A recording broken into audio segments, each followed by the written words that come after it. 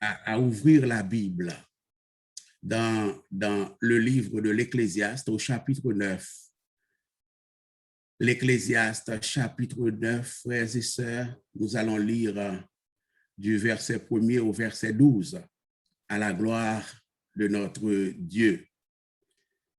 L'Ecclésiaste chapitre 9, verset 1 à 12, pour prêcher la parole de Dieu ce matin. Je ne sais pas si vous l'avez trouvé, j'aime bien vous demander de lire ensemble. Nous allons lire à l'unisson.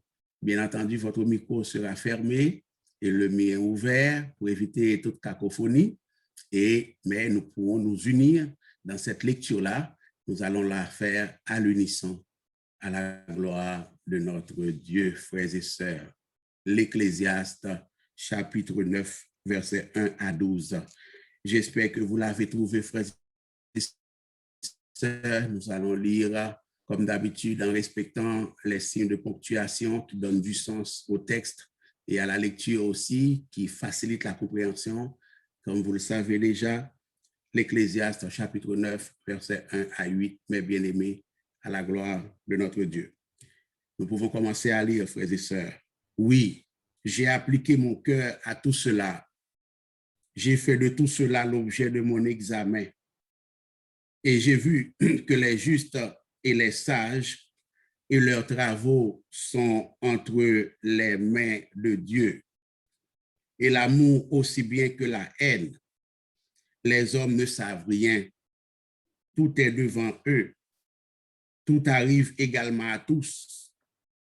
Même sort pour le juste et pour le méchant, pour celui qui est bon et pur, et pour celui qui est impur, pour celui qui sacrifie et pour celui qui ne sacrifie pas. Il en est du bon comme du pécheur, de celui qui jure comme de celui qui craint de jurer. Ceci est un mal parmi tout ce qui se fait sous le soleil. C'est qu'il y a pour tous un même sort. Aussi le cœur des fils de l'homme est-il plein de méchanceté, et la folie est dans leur cœur pendant leur vie. Après quoi, ils vont chez les morts, car qui est excepté? Parmi tous ceux qui vivent, il y a de l'espérance, et même un chien vivant vaut mieux qu'un lion mort. Les vivants, en effet, savent qu'ils mourront, mais les morts ne savent rien, et il n'y a pour eux plus de salaire, puisque leur mémoire est oubliée, et leur amour, et leur haine, et leur envie ont déjà péri, et ils n'ont plus jamais aucune part à tout ce qui se fait sous le soleil. Va, mange avec joie ton pain, et bois gaiement ton vin, car dès longtemps, Dieu prend plaisir à ce que tu fais. Qu'en tout temps tes vêtements soient blancs et que ne manque point sur ta tête, vanité, car c'est ta part dans la vie, au milieu de ton travail que tu fais sous le soleil. Tout ce que ta main trouve à faire avec ta force, fais-le, car il n'y a ni œuvre, ni pensée, ni science, ni sagesse dans le séjour des morts où tu vas. J'ai encore vu sous le soleil que la course n'est point aux agiles, ni la guerre aux vaillants, ni le pain aux sages, ni la richesse aux intelligents, ni la faveur aux savants, car tout dépend pour eux du temps et des circonstances. L'homme ne connaît pas non plus son heure, pareil aux poissons qui sont pris au filet fatal et aux oiseaux qui sont pris au piège. Comme eux, les fils de l'homme sont enlacés au temps du malheur, lorsqu'ils tombent sur eux tout à coup. Dès le Seigneur, dans son amour parfait et incommensurable, frères et sœurs, mes bien-aimés, bénir et sanctifier la lecture de sa parole pour la plus parfaite édification commune de nos âmes, frères et sœurs. Notre meilleure assurance dans la vie comme dans la mort et sujet depuis un certain temps que nous traitons dans la congrégation, dans un monde où tout est vanité, mes bien-aimés, Jésus est notre meilleure assurance. Frères et sœurs, vous vous rappelez sans doute, dimanche dernier, j'avais de la part du Seigneur la grâce de vous entretenir au sujet d'une constatation, d'une remarque, d'un état des lieux que le maître sage, le rassembleur, l'orateur, le prédicateur, Coëlette, Salomon, a évoqué par rapport à la vie sous le soleil. Salomon a souligné, frères et sœurs, vous vous rappelez sans doute, une contradiction, un paradoxe susceptible de nous laisser perplexes dans la vie sous le soleil, dans la vie sur cette terre, frères et sœurs. La contradiction est à savoir que les riches, que les injustes progressent, sont en meilleure forme, certaines fois, ou même plus souvent qu'autrement que les justes. Il dit au chapitre 8, le verset 14, « Il est une vanité qui a lieu sur la terre. C'est qu'il y a des injustes auxquels il arrive selon l'œuvre des méchants et des méchants auxquels il arrive selon l'œuvre des justes. » Et il conclut pour dire que c'est une vanité, c'est un mal, c'est une contradiction, c'est un paradoxe sous le soleil, frères et sœurs. Et j'ai attiré votre attention sur deux éléments de solution que l'Ecclésiaste nous propose pour adresser cette contradiction apparente ou ce paradoxe que nous trouvons dans la vie sous le soleil. La première solution que l'Ecclésiaste propose se situe, je vous l'avais dit, au verset 15 du chapitre 8, mais je ne l'avais pas regardé avec vous parce que je vous avais dit que je la regarderai aujourd'hui. Et la deuxième solution, elle-même, nous l'avions regardée ensemble. L'Ecclésiaste nous dit, devant cette contradiction apparente, ou devant ce paradoxe, mais lui, qui est réel, l'Ecclésiaste nous dit que nous devons reconnaître qu'il est normal que nous ne comprenions pas cela. Non seulement cela, mais d'autres paradoxes, d'autres éléments de vanité qu'il a signalés encore déjà dans la vie sous le soleil. Il nous dit, vivez avec ça, acceptez cela, et que nos découragements, nos désespoirs, nos frustrations, nos colères ne nous permettront pas de comprendre davantage. Nous ne comprendrons pas plus. Ce qu'il faut, c'est de demander à Dieu la sagesse d'accepter que nous ne comprenons pas, eh bien, ces choses, frères et sœurs, mes bien-aimés. La réalité, c'est que les voies de Dieu sont impénétrables. Dieu fait ce qu'il veut. Nous ne pouvons pas comprendre Dieu et nous ne pouvons pas comprendre l'agir de Dieu, l'agir divin, les voies de Dieu, les plans de Dieu, les desseins de Dieu, frères et sœurs. Nous trouvons cela au verset 17 du chapitre 8. Vous vous rappelez, quand l'Ecclésiaste dit au verset 17, je vais vous lire une partie du verset 17, et les hommes, il a beau chercher, il a beau se fatiguer à chercher en parlant de l'homme, de l'être humain, il a beau chercher au verset 17b, il a beau se fatiguer à chercher à comprendre, à chercher des réponses, à chercher à comprendre ce qui se passe sous le soleil, c'est ce que cela veut dire, je l'avais interprété, il ne trouve pas, et même si le sage veut connaître, il ne peut pas trouver, il ne peut pas connaître. Alors c'est impossible, eh bien, de chercher à connaître ce que nous ne pouvons pas connaître, frères et sœurs.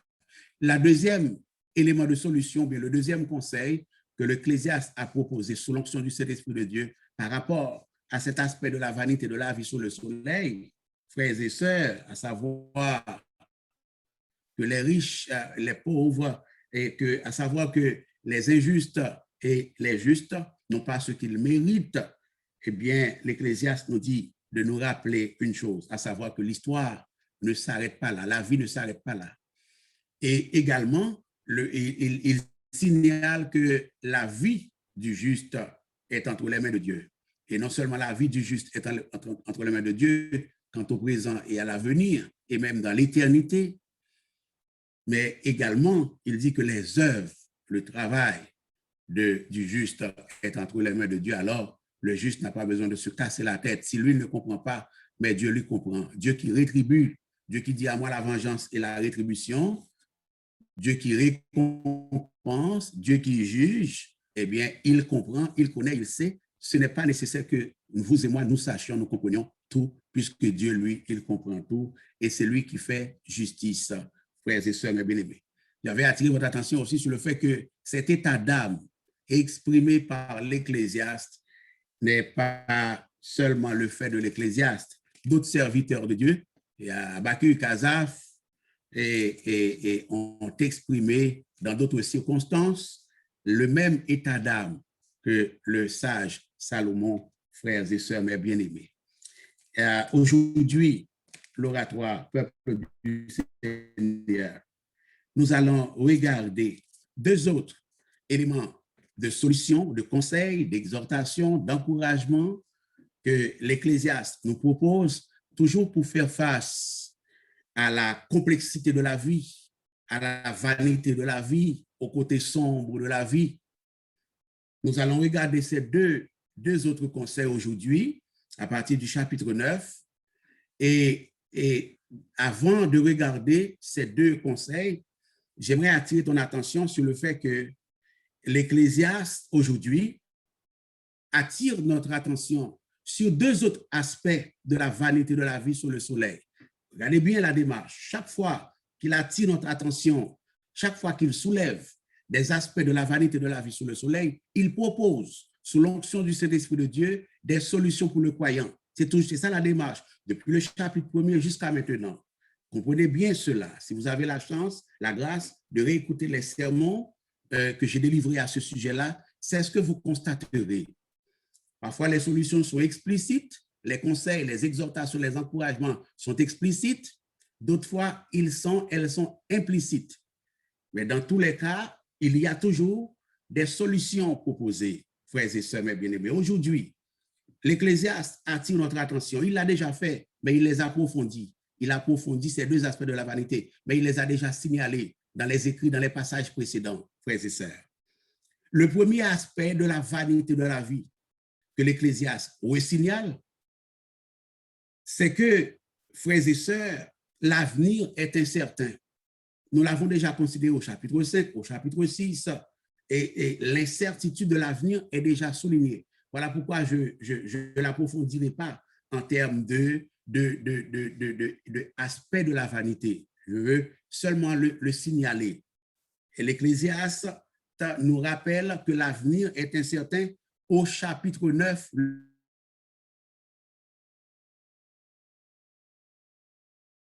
Le 9, dimanche dernier. Aujourd'hui, je le reconsidère. Pourquoi? Parce que le verset 1er du chapitre 9 a un double mandat. Il a un double mandat, une double mission. Il conclut l'unité précédente, l'unité sur laquelle j'avais prêché dimanche dernier, et il introduit l'unité d'aujourd'hui. Il introduit l'unité sur laquelle je vais prêcher aujourd'hui. Donc, le verset 1er est à cheval entre deux unités. C'est la remarque que j'ai pu faire par la grâce de Dieu. Alors, frères et sœurs, le premier aspect est l'incertitude de l'avenir. L'avenir est incertain. L'avenir est incertain.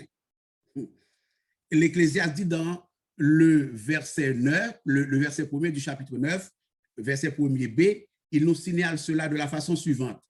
Suivez avec moi. Les hommes ne savent rien pasteur pas qu'on rien, fidèle là pas qu'on rien. Les sages ne savent rien, les savants ne savent rien, et les incrédules encore davantage. Les hommes, il n'y a pas d'exception, les hommes, l'être humain, les hommes ne savent rien.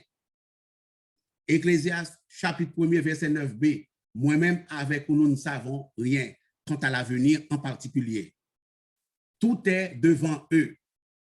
Dans la version de la Bible Parole de vie et la Bible en français courant, tout est devant eux signifie ils ne peuvent rien prévoir. C'est comme ça que c'est écrit dans deux autres traductions bibliques, à savoir la Bible de la Parole de vie et la Bible en français courant. Tout est devant eux et est mentionné d'une autre façon, à savoir ils ne peuvent rien prévoir, frères et sœurs. Donc, voilà ce que votre serviteur appelle cet aspect de la vanité de la vie que l'Ecclésiaste souligne, que votre serviteur appelle l'incertitude face à l'avenir, l'incertitude de l'avenir.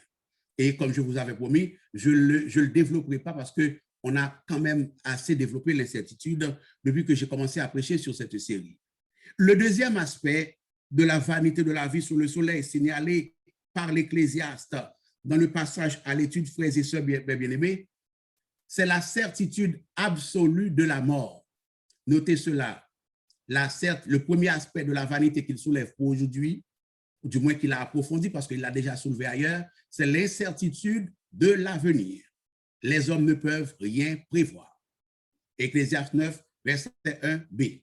Deuxième aspect de la vanité de la vie que l'Ecclésiaste souligne dans ce passage aujourd'hui, ou alors qu'il ressouligne parce qu'il l'a déjà fait ailleurs, mais il l'approfondit ici, il propose une solution pour ça ici.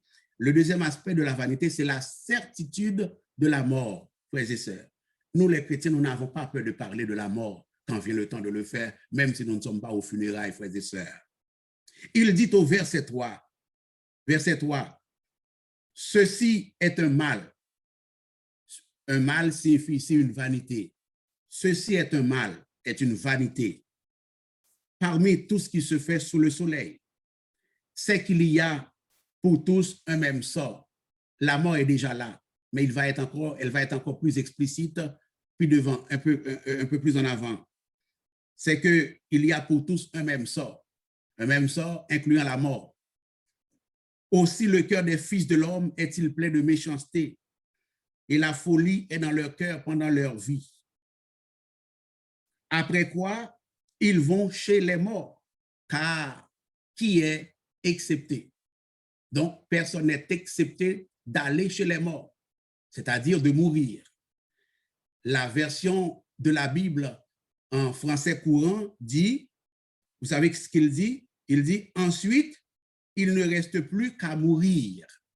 Voilà ce qui signale la certitude absolue de la mort dont votre serviteur a parlé en titre, frères et sœurs, mes bien-aimés.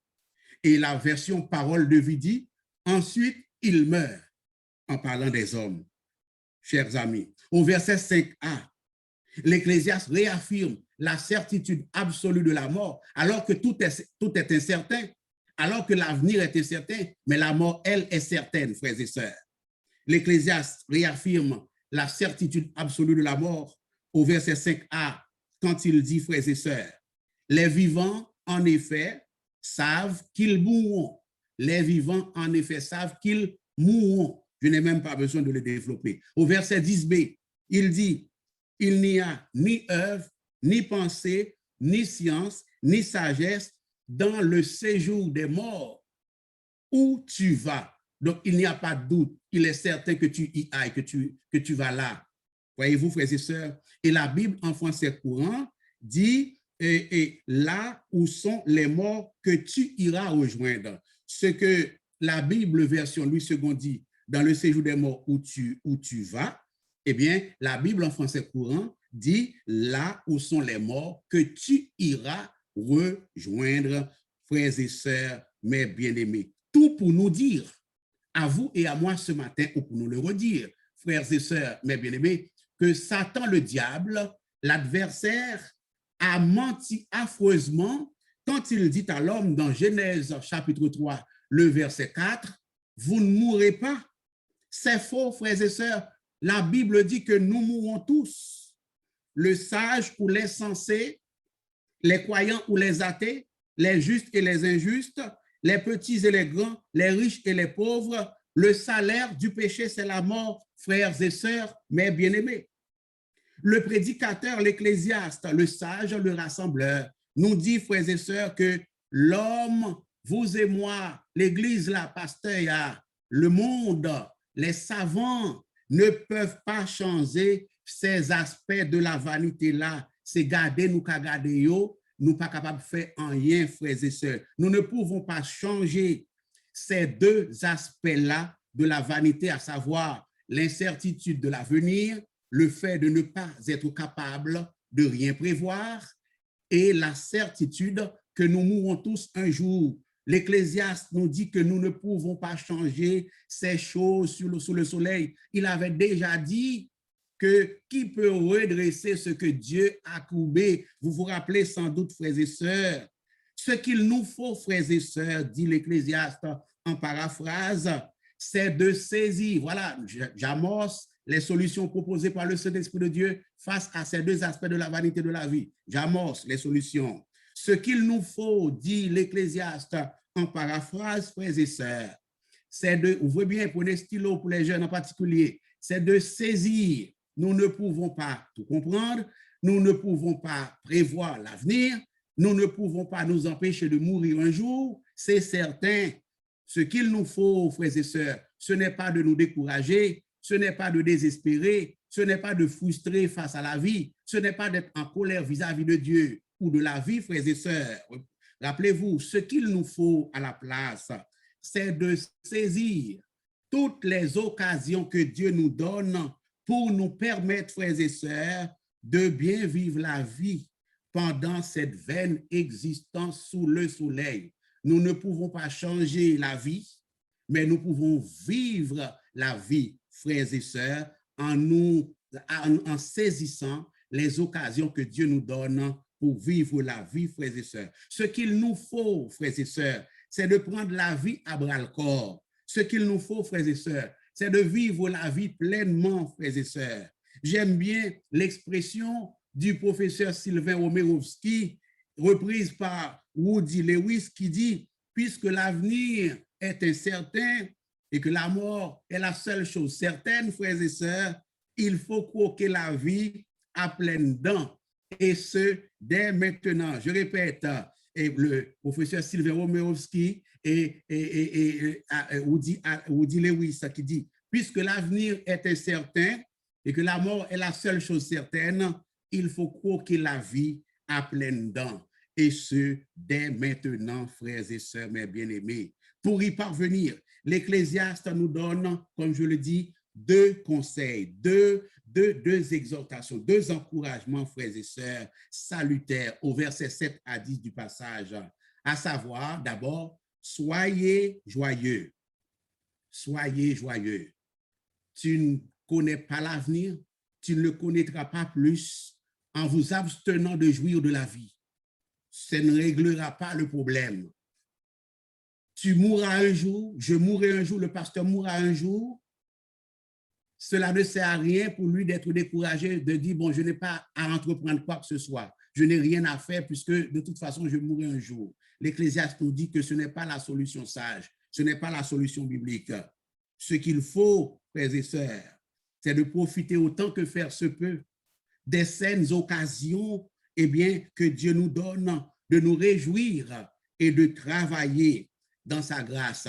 Louons Dieu, mes frères et sœurs, mes bien-aimés, en toutes choses, devant la vanité de la vie, devant l'incertitude de l'avenir, devant la perspective de la mort. Louons Dieu, frères et sœurs, mes bien-aimés, plutôt que de nous décourager ou de perdre espoir, et profitons pleinement et sainement de la vie. Voilà l'évangile ce matin, frères et sœurs. Quand on ne s'explique pas tout ce qui se passe sous le soleil, quand on ne s'explique pas tout ce qui nous arrive et arrive à nos proches dans la vie, quand on ne sait pas, frères et sœurs, ce que l'avenir nous réserve, puisque l'Ecclésiaste a bien dit que nous ne pouvons rien prévoir, quand on est certain qu'un jour viendra où la mort nous surprendra à notre tour.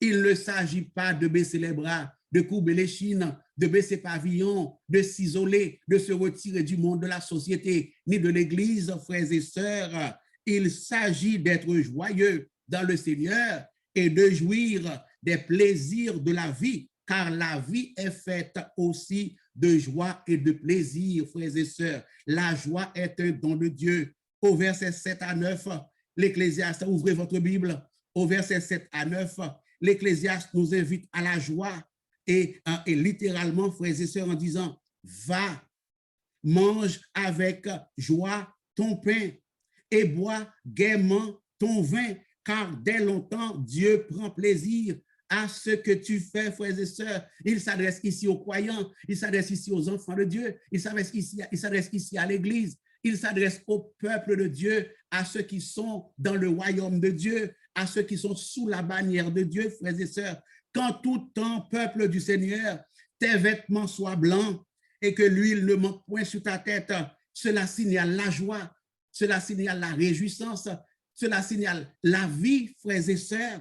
Jouir de la vie avec la femme que tu aimes pendant les jours de ta vie de vanité que Dieu t'a donné sous le soleil, pendant tous les jours de ta vanité, car c'est ta part dans la vie, c'est là ta part, frères et sœurs. Vivre, c'est ta part. Jouir de la vie, c'est ta part. Jouir des plaisirs de la vie, c'est ta part dans le Seigneur au milieu de ton travail que tu fais sous le soleil.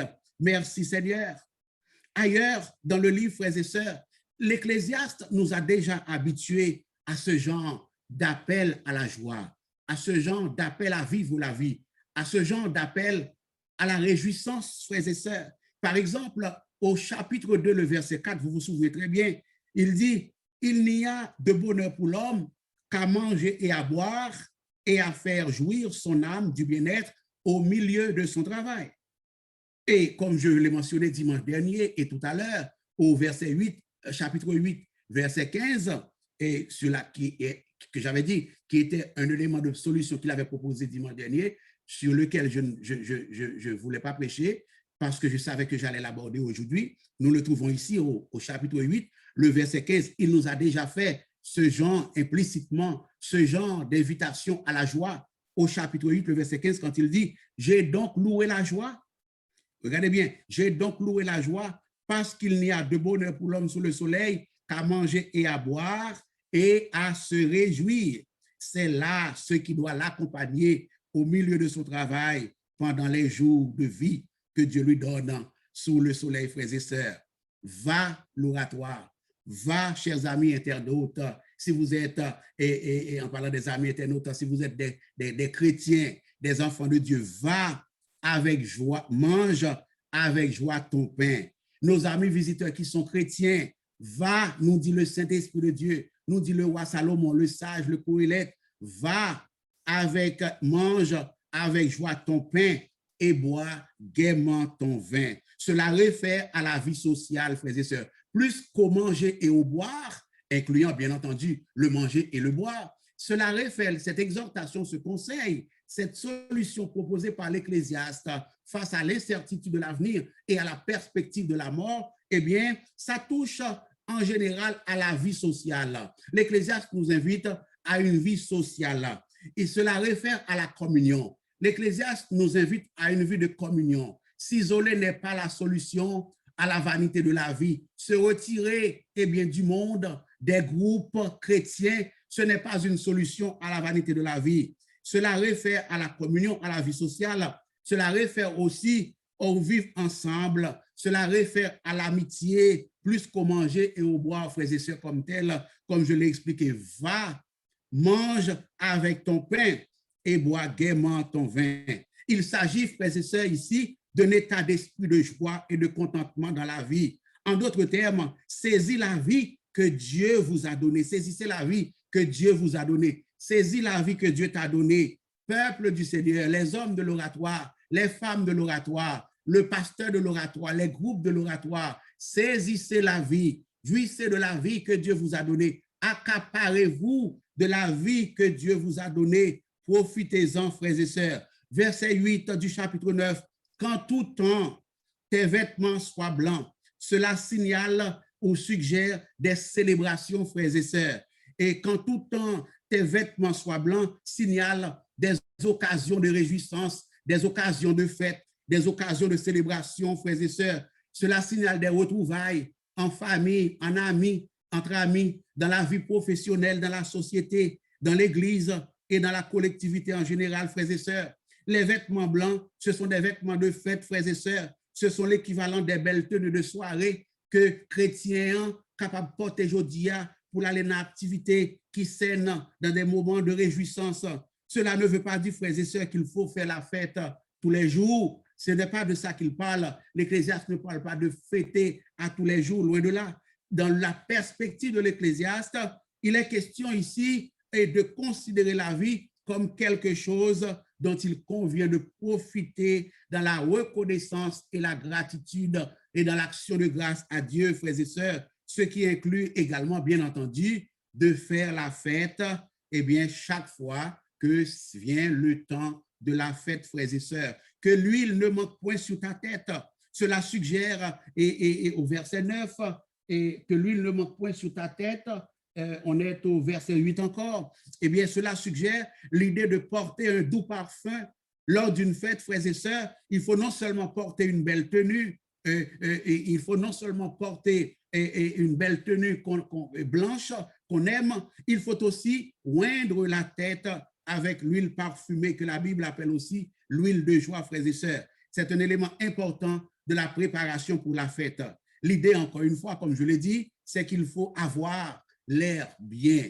Mais il faut avoir l'air bien, il faut sentir bon. Littéralement, cela veut dire aussi, en particulier, qu'il faut saisir la vie dans une perspective de joie. Qu'il faut saisir la vie, jouir de la vie dans une perspective de célébration, dans une perspective de fête, frères et sœurs. Au verset 9, l'Ecclésiaste nous dit « Jouis de la vie avec la femme que tu aimes ». Cela concerne la joie et les plaisirs dans le mariage entre l'homme et la femme. L'Ecclésiaste invite les maris à profiter de leurs femmes et vice-versa. Il invite les femmes à profiter de leur mari dans le Seigneur, frères et sœurs. Ça fait partie aussi de saisir la vie. Ça fait partie aussi de saisir la vie et de profiter de la vie, de jouir de la vie. Et puisque nous sommes dans le mois de la famille, j'aimerais prendre le temps de profiter pour rappeler quelques manières dont les frères, les hommes peuvent jouir de leurs femmes et dont les femmes peuvent jouir de leur mari, frères et sœurs, vite, vite. La première manière dont le mari peut jouir de sa femme, c'est de l'aimer, c'est de la protéger, c'est de la chérir avec ses qualités et ses défauts.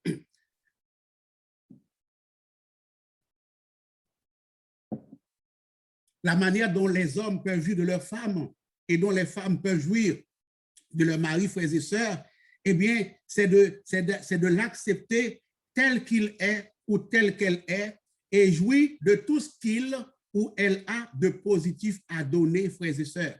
La réalité, c'est que l'amour est gage de plaisir. L'amour dans le Seigneur, dans le mariage chrétien, l'amour est gage de plaisir. L'amour est gage de bonheur. L'amour est gage de joie. L'amour est gage de jouissance. L'amour est gage de contentement dans la vie chrétienne, frères et sœurs. Pour profiter de votre femme ou pour profiter de votre mari, il faut consacrer du temps pour faire des choses ensemble que vous aimez faire tous les deux. Pour profiter de votre femme ou pour profiter dans la vie de votre mari, il convient de le valoriser, il convient de la valoriser en tant que personne humaine, en tant que créature de Dieu, en tant que frère et sœur dans la foi. Pour profiter de votre femme ou de votre mari dans le Seigneur, il faut écouter attentivement ce qu'elle vous dit, ce qu'il vous dit, et de prendre le temps d'en discuter. Et ce, même si vous n'êtes pas d'accord, ce ne sont là, frères et sœurs, que quelques-unes de nombreuses façons dont les maris peuvent jouir de leurs femmes et vice-versa, les femmes peuvent jouir de leurs maris, frères et sœurs. Notez cela, je ne sais pas si vous l'avez oublié, je le répète, le premier conseil, la première exhortation, le premier encouragement, la première solution proposée par l'Ecclésiaste face à l'incertitude de l'avenir et à la certitude de la mort, c'est de jouir de la vie. C'est de saisir la vie, c'est de profiter de la vie. N'oubliez pas cela. Le deuxième conseil que l'auteur nous donne, pour faire face à la vanité de la vie, c'est de travailler, frères et sœurs. Travailler. C'est d'entreprendre, c'est d'agir, c'est d'œuvrer, frères et sœurs. Il dit, verset 10, ouvrez votre Bible. Votre pasteur ne vous dit rien qu'il vient de lui, c'est de la Bible qu'il parle. Verset 10, tout ce que ta main, chapitre 9, verset 10, tout ce que ta main trouve à faire avec ta force, fais-le, car il n'y a ni œuvre, ni pensée, ni science, ni sagesse dans le séjour des morts où tu vas, frères et sœurs. L'Ecclésiaste n'est pas en train de dire, à la manière de certaines philosophies, qu'après la mort, il n'y a rien. C'est tout simplement, il n'est pas en train de traiter d'après la mort. Il est en train de traiter d'avant la mort. Quand il traite d'après la mort, il dit, sache que pour tout cela, Dieu t'appellera en jugement. Attention, quand on lit ce passage en surface, on peut sauter dessus et dire, ah, il n'y a rien après la mort, tout est fini. Mangeons et buvons. Après, mais comme disent les épicuriens, non, non, non, non, non, non, ce n'est pas ce que l'Ecclésiaste dit. Ici, il est en train de traiter de la vie d'avant la mort. Voilà pourquoi il dit que, et il voit ici la vie sous la perspective de la vie sous le soleil. Mais il sait, il croit en une vie après la mort. Quand il dit, il n'y a pas de sagesse, il n'y a pas de pensée après la mort, ça veut dire que son tave les fait l'offre de mourir, ça veut dire que ce que tu voudrais faire après ta mort, tu ne pourras pas les faire. Ce ne sera plus le temps de les faire. Ces choses-là ne tiendront pas quand tu as fait ce que tu devrais faire sur la terre. C'est ce que ça veut dire, d'accord? Je referme la parenthèse. Regardez bien, frères et sœurs. Dans la version de la Bible en français courant, voici comment le verset se lit. Utilise ta force à réaliser tout ce qui se présente à toi. Et dans Parole de vie, il est écrit, tout ce que tu peux accomplir avec tes seules forces, fais-le. En d'autres termes, frères et sœurs, puisque la mort est certaine, il faut profiter du présent ou de la vie, malgré toute la vanité qui la caractérise, pour entreprendre tout ce que Dieu nous permet d'entreprendre, tout ce qui est à portée de nous, frères et sœurs. Ici, dans ce passage, le verset 10 du chapitre 9 de l'Ecclésiaste, il est question de tout ce que nous pouvons faire comme travail dans la société, dans la famille et dans l'Église. Tout dépend des compétences, des capacités, des dons et des talents de chacun, frères et sœurs. Il est question de tout ce que la providence, la grâce de Dieu, eh bien, nous permet de faire comme travail, frères et sœurs. Ce n'est pas parce que la mort est certaine, ce n'est pas parce que je ne peux rien prévoir de l'avenir que je dois rester les bras croisés sans rien faire, sans rien entreprendre, frères et sœurs, dans la société, dans l'Église ou n'importe dans la famille, frères et sœurs. L'Ecclésiaste nous invite à travailler parce qu'il y a de la joie à travailler. Il y a de la joie dans le travail. Le travail, c'est quelque chose que Dieu prévoit pour nous, eh bien, dont nous pouvons, eh bien, une manière dont nous pouvons jouir de la vie, frères et sœurs. Tout ce que nous savons que Dieu veut que nous fassions comme travail, comme activité, comme entreprise, tout ce que nous savons que Dieu veut que nous entreprenions, frères et sœurs, tout ce que nous devons faire avec la force que Dieu nous donne, eh bien, c'est de le faire, bien entendu, en demandant à Dieu de nous faire la grâce d'éviter toute forme d'excès parce que nous savons très bien l'excès en tout nuit, frères et sœurs. C'est non seulement une manière de glorifier Dieu en faisant cela, en travaillant, en profitant de la vie pour entreprendre, pour œuvrer, pour travailler. C'est non seulement une manière de contrer la vanité de la vie, mais c'est aussi, frères et sœurs, une manière de glorifier Dieu. C'est une manière de servir Dieu. C'est une manière d'adorer Dieu. Et c'est maintenant qu'il nous faut le faire dans cette vie, d'après ce que l'Ecclésiaste nous dit, car lorsque la mort viendra, il sera trop tard. Nos œuvres seront déjà scellées. Ce n'est pas quand on entendra les gens chanter « Dors, bien-aimé, ton œuvre est terminée » que nous allons dire « Eh bien bon, il y a telle chose que nous devrions faire. De toute façon, nous n'aurons pas de vie, de connaissance pour y penser. » C'est maintenant. C'est ce que l'Ecclésiaste appelle « Tout ce que ta main trouve à faire avec ta force, fais-le, car il n'y a ni œuvre, ni pensée, ni science, ni sagesse dans le séjour des morts, frères et sœurs, mes bien-aimés. » N'oubliez pas, votre serviteur vous avait annoncé 2 conseils, 2 solutions, 2 encouragements, 2 exhortations que l'Ecclésiaste nous donne face à l'incertitude de l'avenir et à la perspective de la mort. Le premier conseil, la première solution, c'est de jouir de la vie, des plaisirs et des joies de la vie.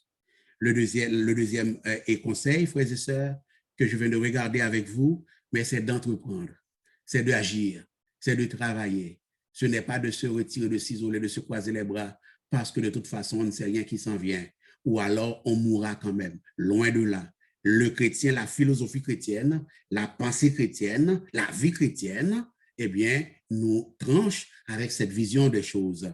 Elle nous invite à la joie, à l'action, parce que même dans l'action, même dans le travail, honoré par Dieu, que Dieu valide, eh bien, il y a de la joie à jouir, à retirer, frères et sœurs. Mais bien aimés, n'oubliez pas, la volonté de Dieu pour vous et moi, c'est que pour l'Église, pour son peuple, c'est que nous profitions, frères et sœurs, de chaque jour, de chaque instant, de chaque minute, de chaque heure, de chaque saison, de chaque semaine, de chaque mois, de chaque année de la vie, de chaque décennie. Dieu veut que nous en profitions. Ça va, frères et sœurs? Toutefois, frères et sœurs, toutefois, et je ne ouvre les oreilles très grands. Toutefois, les plaisirs de la vie ne doivent pas nous distraire au point de négliger notre relation avec Dieu. Jouissons de la vie, jouissons des joies de la vie. Tout ce que Dieu nous donne à jouir, jouissons-en pleinement, qu'on la vie à pleines dents. Mais s'il te plaît de grâce, peuple du Seigneur, chers amis internautes, chers amis visiteurs, chers jeunes, chers aînés, chers hommes, chères femmes, chers leaders de la congrégation, s'il vous plaît de grâce, ne permets pas à la jouissance de la vie et au plaisir de la vie, aux joies de la vie, au travail même, le cas échéant, de nuire à notre relation avec Dieu, d'occulter, d'effacer même notre relation avec Dieu, nous pousse à négliger notre communion avec Dieu. Les plaisirs de la vie, frères et sœurs, mes bien-aimés, sont des cadeaux de Dieu. L'Ecclésiaste nous le dit à maintes reprises, à répétition donc. Malheureusement, frères et sœurs, il y a des gens qui jouissent de ces plaisirs, mais hélas, qui oublient le donateur de ces plaisirs. Dieu en est le donateur. Ces plaisirs sains viennent de Dieu quand ils ne sont pas pervertis, bien entendu. Mais n'en jouissons pas tout en reléguant le donateur au second plan, frères et sœurs. Notre passe-temps, l'oratoire, chers amis internautes, chers amis visiteurs, nos relations, nos amitiés, nos vêtements, nos parfums, nos vins, nos avoirs, notre argent, nos programmes, nos jeux électroniques, nos musiques, nos belles peintures que nous pouvons regarder, les belles chansons que nous pouvons écouter sur YouTube, iTunes, iPhone, sont des moyens et de bonnes occasions, de bons moyens et de bonnes occasions de jouir des plaisirs de la vie. L'Écriture, l'Ecclésiaste, le Saint-Esprit et après eux, votre pasteur n'en disconvient pas. Il faut le faire et c'est maintenant. Mais de grâce, l'oratoire, peuple du Seigneur, chers amis, chers jeunes, souvenons-nous du donateur de ces choses, de ces dons. Souvenons-nous que ces choses viennent de notre Dieu d'une part et que d'autre part, Dieu ne nous les a pas données, ces occasions de plaisir, ces moyens de plaisir, de jouissance de la vie. Dieu ne nous les a pas donnés pour satisfaire notre âme, loin de là. Dieu ne nous les a pas donnés pour remplacer Dieu dans nos cœurs, dans notre vie, dans notre âme, frères et sœurs, loin de là. Ça prend Dieu et ça prendra toujours Dieu, frères et sœurs. Sans quoi, savez-vous quoi? Sans quoi, savez-vous quoi? Tous les plaisirs de la vie deviendront amers. Les plaisirs de la vie deviendront amers. Même si en soi, puisqu'ils sont des dons de Dieu, ces plaisirs sont doux, ils risquent d'être amers quand on en jouit en oubliant le donateur, en oubliant Dieu qui nous les donne, frères et sœurs. La vie est un don de Dieu et les moyens de vivre sont par le fait même des dons de Dieu, des moyens de grâce, frères et sœurs. Les plaisirs que les gens recherchent sont généralement bons en eux-mêmes, frères et sœurs. Mais lorsque nous en jouissons en dehors d'une relation avec Dieu, nous finissons par perdre la joie que ces plaisirs sont destinés à nous apporter, à nous donner dans la vie, à nous procurer, frères et sœurs. Je crois que c'est là le problème de l'homme du 21e siècle. La prétention de l'homme du 21e siècle, c'est de jouir des plaisirs de Dieu sans Dieu, à l'exclusion de Dieu, sans aucun rapport avec Dieu. Les plaisirs que Dieu nous donne ont un sens uniquement. Tous les plaisirs que j'ai nommés et ceux que je n'ai pas nommés, faute de temps, tous ces plaisirs-là, frères et sœurs, ils ont un sens uniquement dans la relation à Dieu. Sans quoi, les plaisirs deviendront déplaisants. Les plaisirs deviendront des contre-plaisirs. À l'autre bout du spectre, frères et sœurs, il y a des gens qui refusent de jouir des plaisirs de la vie sous prétexte qu'ils sont spirituels ou qu'ils sont trop spirituels, sous prétexte qu'ils sont consacrés ou qu'ils sont trop consacrés, sous prétexte qu'ils sont saints ou qu'ils sont trop saints. Ce n'est pas biblique. Le pasteur a dit ce n'est pas biblique. Ils ne touchent pas au vin, ces gens-là. Ils ne vont pas au restaurant, ces gens-là. Ils n'écoutent pas la télévision, la plupart, certains de ces gens-là. Ils ne vont pas au cinéma. Ils n'écoutent pas les chansons qui n'ont pas le mot Jésus là-dedans, ou la Bible là-dedans, ou l'Église là-dedans. Et même les relations sexuelles dans le mariage leur posent problème. Ce n'est pas biblique. On devrait peut-être être en étude biblique pour en parler, mais ce n'est pas biblique. Certainement, je reconnais. Je termine. Il y a certains plaisirs dont certaines personnes peuvent se distancier, peuvent se dissocier, suivant l'expérience personnelle que cette personne-là avait avec tel ou tel plaisir. C'est faisable, bibliquement parlant. Théologiquement parlant, c'est faisable. Que telle personne se distancie de tel plaisir parce qu'elle avait fait une mauvaise expérience. Ou peut-être à chaque fois que cette personne-là s'adonne à ce genre de plaisir-là, il a tendance à le pervertir. Parce que avant sa conversion, c'est un genre de plaisir qu'il pervertissait. Si cette personne-là me dit, pour cette raison ou pour d'autres raisons que je n'ai pas imaginées, elle doit se distancier de tel ou tel plaisir, c'est biblique. Mais il ne faut pas le généraliser. La jouissance de la vie, le plaisir, c'est chrétien, ça relève du christianisme, frères et sœurs. La jouissance de la vie, vivre la vie pleinement, jouir des bienfaits de Dieu dans la création et ce que Dieu permet à l'homme d'inventer, de faire pour notre plaisir, ça relève de la grâce commune de Dieu. Il faut en jouir. On n'est pas moins chrétien quand on en jouit, quand on s'en donne à ces jouissances-là, pourvu que ces choses-là ne remplacent pas Dieu dans la vie du croyant. Mais en général, l'approche qu'il faut, ce n'est pas de s'écarter de la vie. On complique notre situation, ça ne marche pas. Ce qu'il nous faut, c'est de prier Dieu avant de manger, avant de voyager, avant de jouir chaque plaisir. Il faut le faire en reconnaissant que c'est Dieu qui nous l'a donné. Nous rendons grâce à Dieu pour le manger et le boire quand la table est remplie de vin et de nourriture, quand nous avons des amis, des relations, quand nous pouvons écouter de belles musiques, écouter de beaux films, quand nous pouvons regarder de beaux matchs de soccer ou de football. Remercions le Seigneur. Prenons cela avec humilité, avec action de grâce. Mais de grâce, que ces choses ne remplacent pas Dieu dans notre vie, frères et sœurs. J'aimerais vous dire que Jésus, notre Seigneur, a participé à des plaisirs durant sa vie terrestre. Il a participé à des plaisirs dans la vie terrestre, frères et sœurs. Jésus, on a vu Jésus qui a rompu le pain pour ses amis. On a vu Jésus qui a élevé la coupe des délivrances pour ses amis, frères et sœurs. On a vu Jésus s'adonner au plaisir de la vie. Et nous qui sommes des enfants de Dieu, nous devrions en jouir à la suite de Jésus. Vivre la vie est particulièrement vrai pour les chrétiens parce que nous sommes un peuple de la joie. Le salut nous apporte la joie. Dans Luc 2, verset 10, nous lisons, l'ange dit au berger effrayé, je vous annonce une bonne nouvelle qui sera pour tout le peuple le sujet d'une grande joie.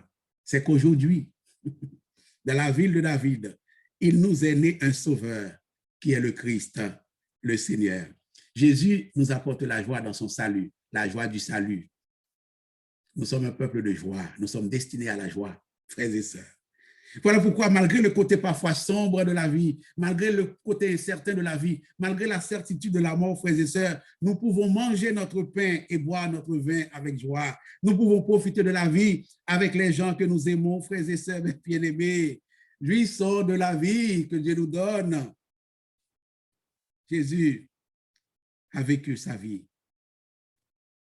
Il nous motive à jouir de la vie aussi. Mais au-delà de la joie et des plaisirs de l'existence humaine, je crois que les vrais plaisirs que vous et moi, les chrétiens, l'Église, les enfants de Dieu, nous sommes appelés à jouir, eh bien, ce sera la joie dans la présence de Dieu. En d'autres termes, l'Ecclésiaste signale des joies, certes, dans l'Ancien Testament, dans la parole écrite sous la plume de l'Ecclésiaste, mais les plaisirs mentionnés par l'Ecclésiaste pointent vers les plaisirs éternels, frères et sœurs. Il y a du plaisir dans l'éternité de Dieu. Il y a du plaisir dans la présence de Dieu. Il y a de la joie dans la présence de Dieu, frères et sœurs, mes bien-aimés. Chaque joie terrestre est un avant-goût de la joie à venir, dans le monde à venir de notre Dieu, frères et sœurs, dans le paradis de Dieu, où Dieu nous a promis des plaisirs pour toujours. L'auteur du psaume 16, verset 11 nous révèle bien cette vérité. Tu me feras connaître, dit-il en parlant de Dieu, le sentier de la vie. Il y a d'abondantes joies devant ta face, des délices éternelles à ta droite. Chaque journée de travail honnête nous rapproche à la lumière de ce texte et d'autres textes de l'Écriture de notre joie, de notre repos éternel. Chaque bon repas pris en famille, entre amis, entre frères et sœurs, chaque fête centrée sur Dieu à laquelle nous participons sur cette terre nous rappelle et anticipe, frères et sœurs, la grande célébration du banquet des noces de l'agneau à laquelle l'Église, comme l'épouse du Seigneur, est invitée, frères et sœurs. Lorsque l'épouse tendra la main, l'époux tendra la main à l'épouse, dans Apocalypse, chapitre 19, verset 7, l'apôtre Jean entend les amis de Jésus célébrant la dignité de Jésus en disant « Réjouissons-nous », voyez-vous la joie? Réjouissons-nous et soyons dans l'allégresse, voyez-vous encore la joie? Et donnons-lui gloire, car les noces de l'agneau sont venues et son épouse s'est préparée. Verset 8, et il lui a été donné de se revêtir d'un fin lin blanc. L'Ecclésiaste voyait loin quand il parlait de vêtements blancs tout à l'heure, au chapitre 9, frères et sœurs, éclatant, pur, car le fin lin, ce sont les œuvres justes des saints, frères et sœurs. Et l'ange me dit, écrit, heureux, heureux, encore la joie, heureux ceux qui sont appelés au festin de noces de l'agneau. Et il me dit, ces paroles sont les véritables paroles de Dieu, frères et sœurs.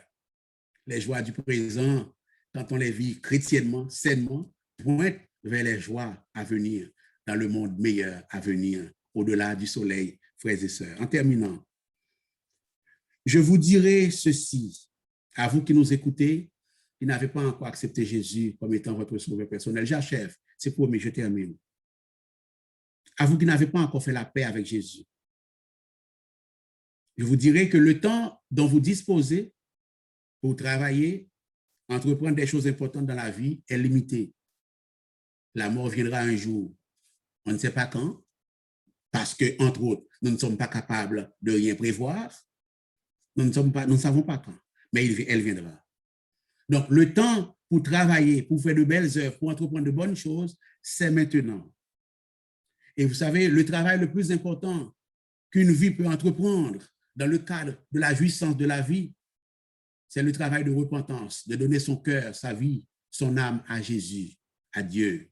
C'est de saisir la grâce de Dieu manifestée en Jésus-Christ pour le salut, pour la vie éternelle. C'est ce que je vous offre en ce moment, tandis que je termine ma prédication. Pour ceux qui sont déjà des chrétiens, des membres de la congrégation, qui sont déjà des chrétiens, Le travail aussi, c'est maintenant. Ce que votre force vous permet de faire aussi, c'est maintenant. Vous aussi, votre temps est limité, le temps pour travailler. Si vous avez déjà donné votre vie à Jésus, le travail que vous pouvez faire comme chrétien, comme membre de l'Église, c'est de continuer d'approfondir votre relation avec Dieu, tandis qu'il en est temps.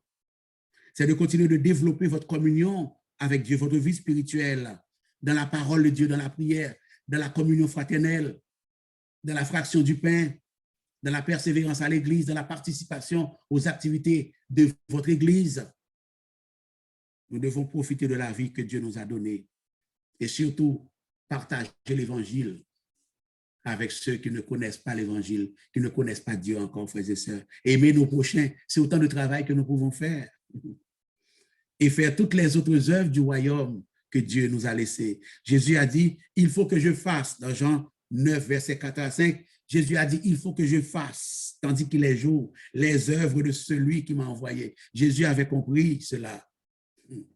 La nuit vient, dit le Seigneur, où personne ne peut travailler. Donc l'Ecclésiaste voyait loin quand il a dit, c'est maintenant. Travaillez. Tout ce que votre force vous permet de faire, entreprendre-le, faites-le. Il voyait loin. Il voyait le Fils de Dieu. Je ne sais pas s'il en était conscient, mais il voyait loin, frères et sœurs. Où personne ne peut travailler, dit Jésus. La nuit vient où personne ne peut travailler. Pendant verset 5, pendant que je suis dans le monde, je suis la lumière du monde. Notre travail, la jeunesse. Notre travail, les hommes. Notre travail, les femmes. Notre travail, l'Église. Entre autres, consiste à répandre la lumière de l'Évangile autour de nous, à saler le monde, à influencer le monde, à impacter le monde pour Dieu. Comment on y parvient? On y parvient en nous tenant nous-mêmes dans la consécration, dans la communion, dans la relation avec Dieu, en mettant leur plaisir à leur place, tout en jouissant largement, bien entendu, mais en les mettant à leur place, en donnant la première place à Dieu dans notre vie, en nous consacrant, frères et sœurs. Tout ce que ta main trouve à faire avec ta force, l'oratoire, chers amis visiteurs, peuple du Seigneur, pasteurs, les hommes, les femmes, les aînés n'ont pas la même force dans certains cas que les jeunes, mais les aînés peuvent faire plein de choses dans leur vie personnelle ou à l'église. Travaillons tandis qu'il en est temps. On ne sait pas qu'est-ce qu'il adviendra demain. Nous ne sommes pas capables de rien prévoir. Travaillons avant que la mort frappe à nos portes. Ça a été le message de ce matin de l'Ecclésiaste, du roi Salomon. Je ne fais que répéter après lui et après le Saint-Esprit de Dieu. Qu'il en soit ainsi pour nos frères et sœurs et que Dieu nous bénisse ensemble. Amen.